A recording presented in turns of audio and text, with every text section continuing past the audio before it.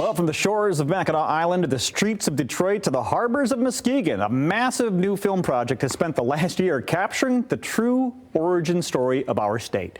Manitou Films is officially launching Frontier to Freedom. It's a stunning historical documentary featuring, it's a feature debuting in theaters across Michigan, and it's created to celebrate the upcoming U.S. semi-quincentennial. Now, it traces our history from the year 1600 up to when we became a state, and Keith Patterson is the founder of Manitou Films and the film's director and executive producer. He's here today to share more. Good morning, Keith. Good morning. Good to see you, Todd. I'm so glad you're here. I'm trying to wrap my head around 200 years of history just over the past. I mean, you must have been doing a lot of driving. So how much research went into this thing?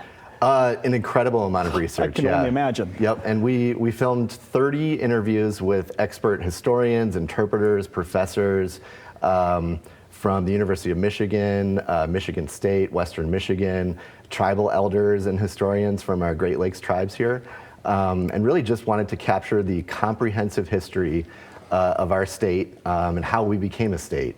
To celebrate America 250. I love how you used the word comprehensive, because there are traditional histories of our state that we see. How is this a little bit different? A little deeper? I would say it's deeper, and it really is the whole history. There were 8 wars during that time period that affected the Midwest, and daily life, the fur trade, with a big emphasis on the American Revolution on the frontier. And one thing that people don't know is that there was actually American Revolutionary military action in what we call the state of Michigan today. There was, all the way up here. So, I'm sure you've got a list of those things. Any shocking or surprising things you learned about the state? Yeah, I think, the importance of Michigan during that time period was really because of the Great Lakes. It was the water corridor to get into the interior of the continent. It's where the entire fur trade of North America kind of came through the Great Lakes, through our 3 main forts, which were Fort Michilimackinac, Fort Pontchartrain, which became Detroit, and Fort St. Joseph down in Niles, Michigan. Amazing. And of course, you can still go to that fort up north. So they're doing lots of recreations up there. I'm sure they're pretty busy this year as well. Talk a little bit about the indigenous communities and the African American communities and how their story is included in this. Yeah, I mean, you could not tell this story, especially without the Native American story. The European population of Michigan did not exceed the Native Americans until the 1830s. So if you're looking at the early 1700s, there were tens of thousands of Native people that lived here and only hundreds of Europeans. So I think it's fascinating to look at how the political allies changed between the French, the English, then the Americans, and how it all affected the Native American tribes and who they chose to side with and people's motivations. I think that we really bring humanity to all these people. You mentioned African Americans too.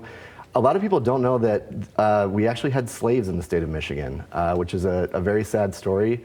But one of the positive things was after the United States won the American Revolution and they formed the Northwest Territory, this was the first English-speaking territory in the New World that was free from slavery, and African Americans had the chance to vote.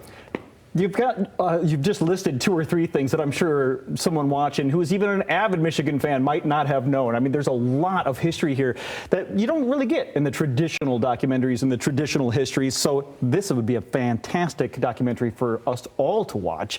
How long is it, and when's the first time we can see it?